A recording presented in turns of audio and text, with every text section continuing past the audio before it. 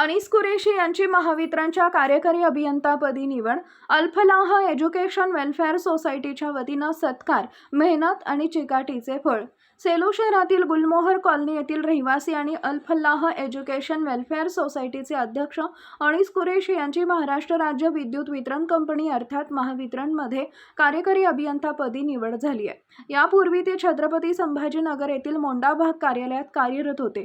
आता त्यांची भोकर जिल्हा नांदेड येथील कार्यालयात कार्यकारी अभियंता म्हणून पदोन्नती झाली आहे. या यशाबद्दल अल-फलाह एज्युकेशन वेलफेअर सोसायटी आणि गुलमोहर कॉलनीच्या वतीनं त्यांचा शाल, श्रीफळ, पुष्पगुच्छ आणि सन्मानचिन्ह देऊन सत्कार करण्यात आला.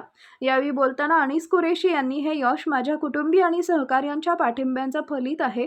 महावितरणच्या माध्यमातून ग्राहकांना दर्जेदार सेवा देणे आणि वीज व्यवस्था अधिक सक्षम करणं हे माझं ध्येय आहे असं सांगितले. कार्यक्रमाला संस्थेचे सचिव हाजी शफीक अली खान यांच्यासह पदाधिकारी, सदस्य आणि नागरिकांची उपस्थिती होती.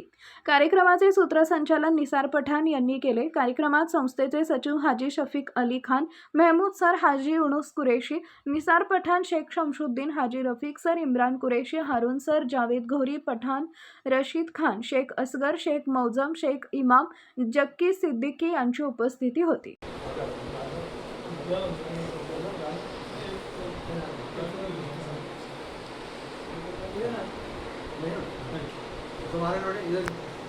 फोटो ले लेते हैं।